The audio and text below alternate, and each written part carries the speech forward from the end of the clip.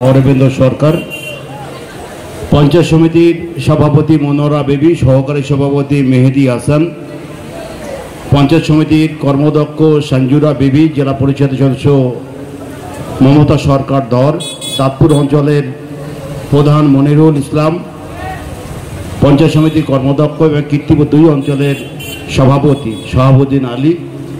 আমাদের একসঙ্গে দুজনের নাম সব মিটিংয়ে উচ্চারিত হয়। দুজনেই খুব ভালো বক্তা, উদীয়মান দুজনেই, রেজাউল করিম ঝন্টু এবং মনিরুজ্জামান মিঠু। উপপ্রধান মোজাফফর রহমান চণ্ডীগড় রোহন্ডা, ছাত্র পরিষদের সভাপতি মাহফুজা রহমান, প্রাক্তন প্রধান আমিনুল ইসলাম, আমার অঞ্চল কমিটির সভাপতি মশিয়ার আজিমুদ্দিন সাহেব, মধুসূদন মুখার্জি, এছাড়াও আমাদের উপপ্রধান মাধব দেবনাথ, আমাদের অঞ্চল কমিটির সদস্য রহমান, অঞ্চল কমিটির সদস্য আবিদ ভাই। আমরা যাদের দেখতে পাচ্ছি প্রত্যেকের নাম বলছি। এছাড়াও বাপ্পা নন্দী, নজরুল, আমাদের মতিয়ার থেকে শুরু করে আমাদের সমস্ত নেতৃবৃন্দ, নাজমুল আছে, রমজান আছে এবং আপনারা আছেন। আজকের সাকিবকে একটু আলাদা থ্যাঙ্কস দেব, অনেকটা প্ল্যান মাফিক আজকের সভার আয়োজন করেছে। যেহেতু চণ্ডীগড় রোহন্ডার প্রাণকেন্দ্র রোহন্ডা, স্বাভাবিকভাবে রোহন্ডার মিটিংগুলোতে সর্বোচ্চ সংখ্যক মানুষ এলে একটু ভালো লাগে, কারণ আপনারা অত্যন্ত ভাগ্যবান, দুজন অত্যন্ত যোগ্যতা সম্পন্ন এমপি এমএমএ আপনারা পেয়েছেন। কাকলিগঞ্জ দস্তিদা শুধু পেশায় ডক্টর নন, উনি একটা দক্ষ রাজনীতিবিদ এবং বিধান লোকসভাতে ওনার বক্তব্য সবাইকে মোহিত করে, শাসক বিরোধী সবাইকে। আর রথীনবাবু সম্পর্কে বলতে গেলে এত ভার্সেটাইল লিডার বর্তমান রাজনীতিতে খুব বিরল। যারা বিভিন্ন বিভাগে আইএএস অফিসাররা থাকেন, তারাও প্রতীক্ষায় থাকেন রথীনবাবুর থেকে পরামর্শ নেওয়ার জন্য। স্বাভাবিকভাবে এইরকম একটা উঁচু মাপের পলিটিশিয়ান, বিধায়ক, মন্ত্রীকে চণ্ডীগড় রোহন্ডা এবং খামারপাড়া পেয়েছে, তাদের অবশ্যই ধন্যবাদ দিতে হবে। 21শে জুলাইয়ের প্রেক্ষাপট, এর আগে আমি যখন আসছিলাম মমতা সরকার বক্তব্য রাখছিল, তারপর অত্যন্ত ভারী কণ্ঠে প্রাসঙ্গিকতাকে সামনে রেখে আপনাদেরকে মোহিত করে গেছে যুব নেতৃত্ব সুজয় পাইক। যেহেতু কণ্ঠস্বরটা খুব সুন্দর এবং খুব ভালো বক্তব্য রাখে, আমার মনে হয় ওর ভক্ত সংখ্যা দিন দিন বাড়ছে। আমি সুজয় পাইককে অভিনন্দন জানাবো। আমাদের ব্লকের প্রায় চণ্ডীগড় রোহন্ডার সব অনুষ্ঠানেই ও আসে এবং আপনাদেরকে ভালো বক্তব্য শোনায়। 21শে জুলাই সম্পর্কে আপনাদের এর আগে বিগত তৃণমূল কংগ্রেস গঠনের পর বা আমরা পাওয়ারে আসার পর 15 বছর ধরে বিভিন্ন সময়ে, শুধু 21শে জুলাই নয়, বিভিন্ন রাজনৈতিক এবং সামাজিক অনুষ্ঠানে আপনাদের সামনে বক্তব্য দেওয়ার সুযোগে আমরা আপনাদের কাছে বিভিন্ন কথাবার্তা বলেছি, আক্ষেপের কথা বলেছি, পাশাপাশি আশঙ্কার কথা বলেছি এবং আপনাদের দলের প্রতি ডেডিকেশনের কথাও আমরা বিভিন্ন সময়ে উল্লেখ করেছি। 21শে জুলাই যে ঘটনাটা ঘটেছিল ধর্মতলা বুকে, একটা খুব টাচি ম্যাটার ছিল, যে বিষয়টি শুধু বাংলার মানুষের স্বার্থে নয়, গোটা দেশের মানুষের স্বার্থে ভীষণভাবে এসেন্সিয়াল ছিল। বলা বাহুল্য, প্রতিবারই এই বিড়ালের গলায় ঘন্টা বাঁচার দায়িত্বটা মমতা ব্যানার্জি নেন। তিনি 1992 সালে বামফ্রন্টের মৃত্যু ঘণ্টা বাজিয়েছিলেন। তারপর 1993 সালের 21শে জুলাই তার এই প্রোগ্রাম আক্ষরিক অর্থেই ভারতবর্ষের রাজনীতিতে একটা নতুন নজির সৃষ্টি হয়েছিল। তার যে সাবজেক্ট ম্যাটার ছিল সেটাতে মানুষের গণতান্ত্রিক অধিকার প্রয়োগের কথা বলা হয়েছিল, অর্থাৎ ভোটাধিকার প্রয়োগের জন্যে সঠিকভাবে পরিচয়পত্রের বিষয় তার এই অভিযান ছিল। এই অভিযানটা কখনোই তৎকালের বামফ্রন্ট সরকারের বিরুদ্ধে ছিল না, কারণ এটা তো রাজনৈতিক বিষয় ছিল না। কিন্তু বামফ্রন্ট সরকার ভেবে নিল এই মুভমেন্টে বোধহয় তাদের এগেনস্টে, তাই জ্যোতি বোস এবং বুদ্ধদেব ভট্টাচার্য জুটি সেদিন পুলিশ কমিশনকে দিয়ে আমাদের 13 জন যুবককে হত্যা করেছিল। সেই হত্যা করার দিন থেকে আজকে নয় নয় করে 32 বছরে পা দিল। আর এই 32 বছরে পা দেওয়ার প্রাককালে যেটা খুব বলার বিষয়, হত্যা করলো সিপিএম আর হত্যা হলো কংগ্রেস। আর আজকের দিনে এই কংগ্রেস এবং সিপিএম এক গ্লাসের বন্ধু। এটা অবাক লাগে না আমাদের? 55,000 কর্মী খুন হলো কংগ্রেস করার অপরাধে, আর সেই সিপিএম এর সঙ্গে সবচেয়ে বড় দোস্তি এখন কংগ্রেসের। ব্যাটারটা হাতে নিতে হলো মমতা বন্দ্যোপাধ্যায়। আর তারপর 11 সালের পর থেকে একটা পরে একটা চমকপ্রদ সাফল্য। বাংলার মুখে উন্নয়নের যে গতি দিনের দিন ত্বরান্বিত হচ্ছে, সেটাকে আরও বেশি করে স্পিডি করার জন্যে আপনাদের কাছে আসা, 21শে জুলাইকে সামনে রেখে সেই বক্তব্যই আমরা পরিবেশন করছি। এর পাশে আমরা আরও যে আক্ষেপের কথা আমরা শুনলাম, চণ্ডীগড় ওহন্ডা অঞ্চলে দিন 7 আগে 8-10 দিন আগে কিছু এলাকার মানুষ তারা এলাকায় কিছু সুনির্দিষ্ট দাবি বক্তব্যের পরিপ্রেক্ষিতে অঞ্চল অফিসের সামনে তারা জড়ো হয়েছিল। তারা ক্ষুদ্র শক্তিতে অঞ্চল অফিসকে ভাঙার চেষ্টা করেছিল। দূর থেকে গালাগালি, জোর করে ঢুকে সম্পত্তি নষ্ট, সরকারি কাগজপত্রকে নষ্ট করার চক্রান্ত, এই রকম কিছু করার চেষ্টা করেছিল। প্রধান মাসুমা আছে, উপপ্রধান মাধব দেবনাথ আছে, আমাদের কিছু সদস্য সেদিন ছিল। যেহেতু কোনো প্রশাসনিক মিটিং সেদিন ছিল না, স্বাভাবিকভাবে উপস্থিতির হারও কম ছিল।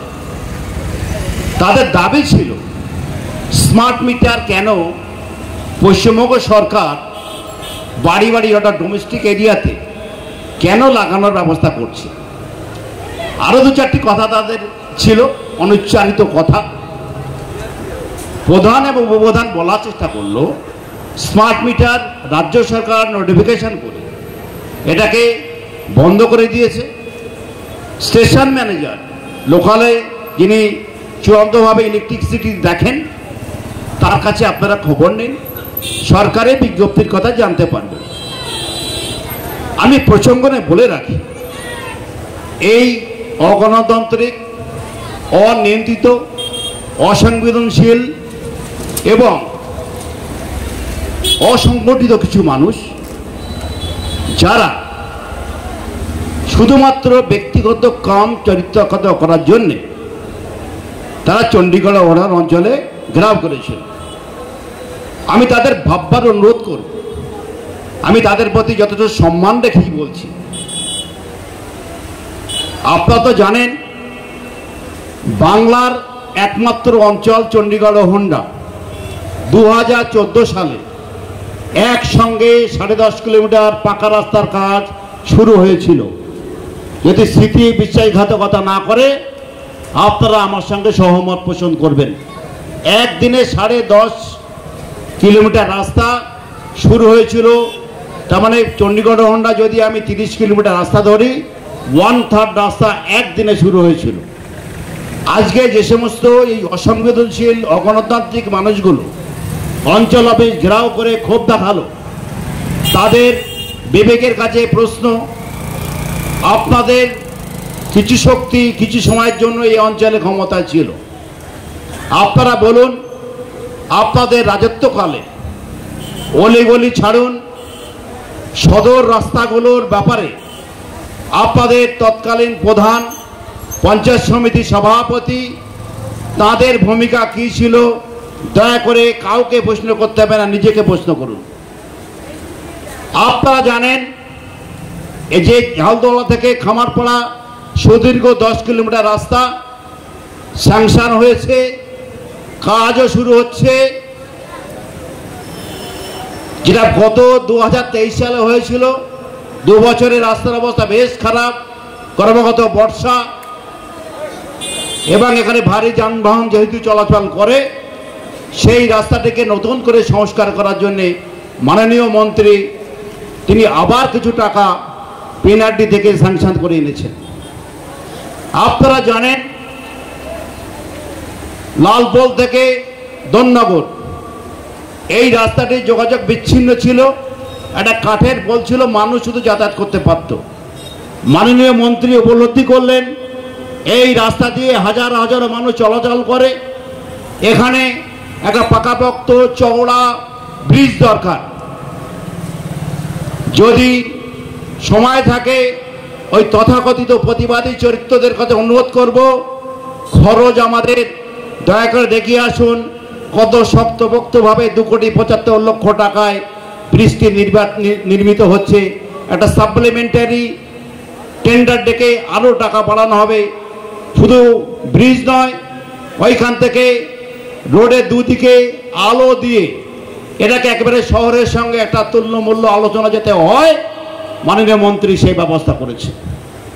আসুন পানীয় জলের ব্যবস্থা, পানীয় জলে যেটা হুমায়ুপুরের সঙ্গে পাটুলি হয়ে যে দননগরের পাশ দিয়ে যেটা ঢুকেছে বীরপুর ঈশ্বরীগাছা, সেই জায়গায় পানীয় জলের সুফল পাচ্ছে। হাউস হোল্ড কানেকশন হয়েছে আজ থেকে 5 থেকে 6 বছর আগে। যদি কেউ থাকেন, আমার বক্তব্য যদি অসত্য হয়, এখানে সে প্রতিবাদ করবেন। মাননীয় মন্ত্রীর হাত ধরে সাকিব বলছিল আরো একটা পানীয় জলের প্রকল্প 10 লক্ষ টাকার বোধ হয়, কত লক্ষ বুঝিয়ার 10 লক্ষ টাকার পানীয় জলের প্রকল্প আরো একটি করছেন মাননীয় মন্ত্রী। ঈশ্বরীগাছার মসজিদের বীরপুরের মসজিদের পাশ থেকে যারা ঈশ্বরীগাছা হয়ে যেটা পাটুলিতে সংযোগ হয়েছে, এই রাস্তাটির দাবি ছিল এলাকার মানুষের অনেক দিনই। আমি দেখতাম রতনবাবুর বাড়িতে গিয়ে সাকিব, মাধব, কবির, মতিয়ার, প্রধান গোটা টিম তারা কিন্তু ওই রাস্তায় দরবার করেছে। মাননীয় মন্ত্রী পাঠিয়েছেন, বোধহয় স্যাংশন হচ্ছে, না হলেও আগামী সপ্তাহে স্যাংশন হয়ে যাবে।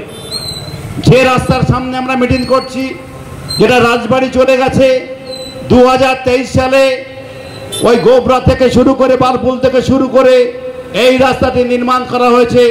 যেহেতু অতি বর্ষা হচ্ছে, ঘন বর্ষা হচ্ছে, রাস্তাটা আবার খারাপ হয়েছে। আমরা দৃষ্টিতে এনেছি মাননীয় মন্ত্রী সাহেব এই রাস্তাটি আবার ব্যবস্থা করে দেবেন।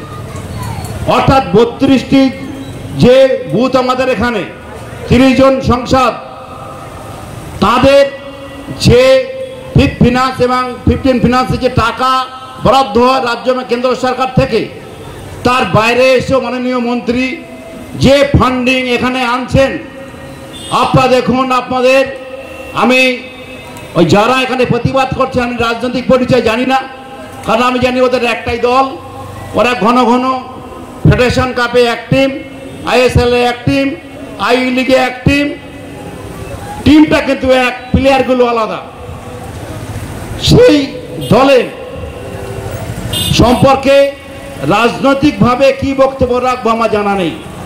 আমি বক্তব্যের শুরুতে বলেছি, কিছু অসংগঠিত শক্তি যারা জানে না আগামীকাল সকালে কি হবে, যারা জানে না বাংলার রাজনৈতিক পরিস্থিতিটা কীরকম, যারা জানে না যে আমি যে বিক্ষোভটা দেখাচ্ছি, যে প্রতিবাদটা করছি, সে প্রতিবাদটা কার উদ্দেশ্যে করছি। আমরা তো ওপেন চ্যালেঞ্জ দিয়েছিলাম বিগত নির্বাচনে, 21 সালের নির্বাচনে আপনার এইরকম একটি অত্যন্ত ভালো মাপের রাজনীতিবিদের বিরুদ্ধে আপনারা ভোট দিয়েছিলেন। আমরা সেই সময় অনুযোগ করেছিলাম আপনারা মহা ভুল করছেন, আপনাদের সমস্যা কোন জায়গায়। আমরা এই জায়গায় মিটিং করেছিলাম, মিটিংটা ভণ্ডুল করার জন্য আপনারা চেষ্টা করেছিলেন। আমি জানি রক্ত গরম কিছু কম বয়সী ছেলে যারা এই কাজটি করেছিলেন।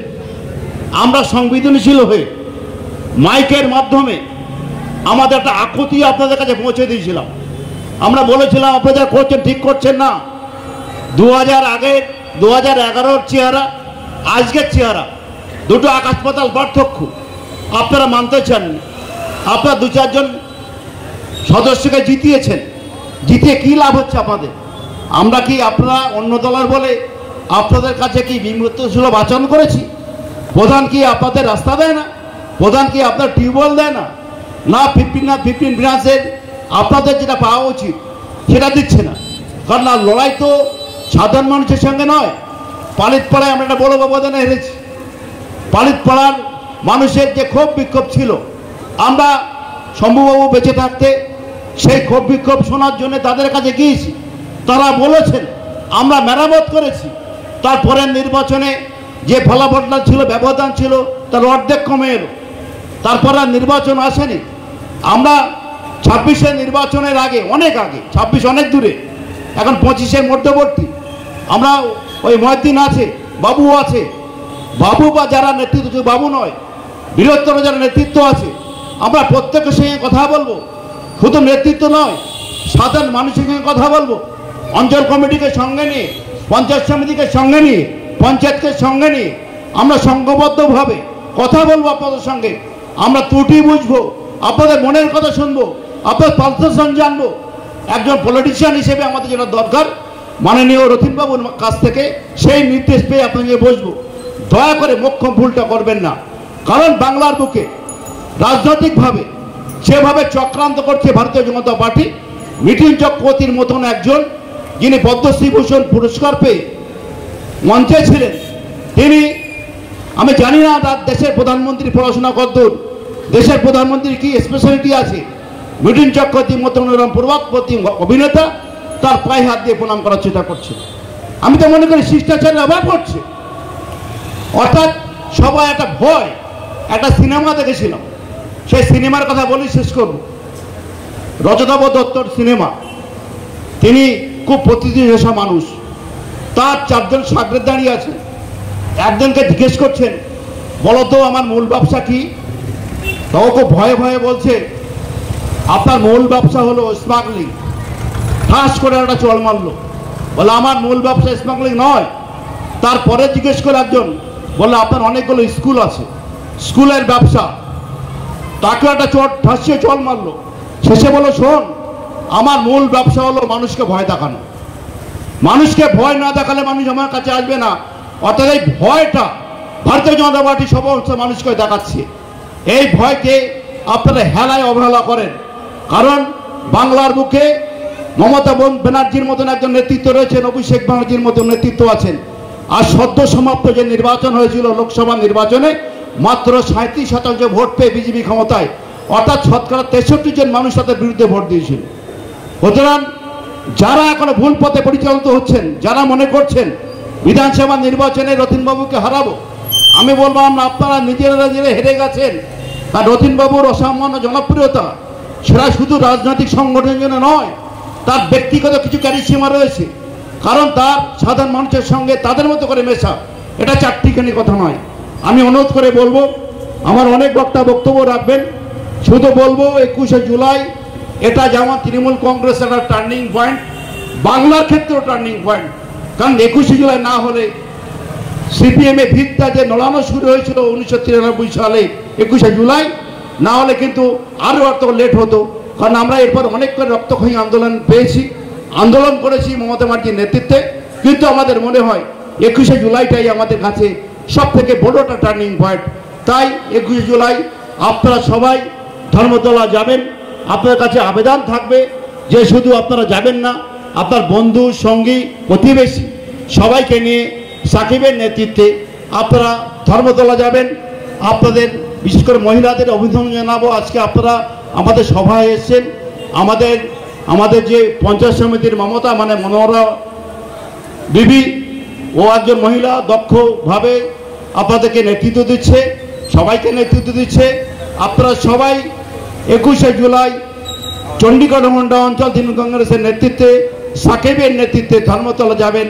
এই আহ্বান রেখে আপনাদের প্রত্যেকের জীবনের সাফল্য, দীর্ঘজীবী, নিরোগ এবং আপনাদের ব্যবসা কার্যক্ষেত্রে সাফল্য কামনা করে বক্তব্য শেষ করছি। জয় হিন্দ, বন্দে মাতরম। মমতা বন্দ্যোপাধ্যায় জিন্দাবাদ, অভিষেক বন্দ্যোপাধ্যায় জিন্দাবাদ।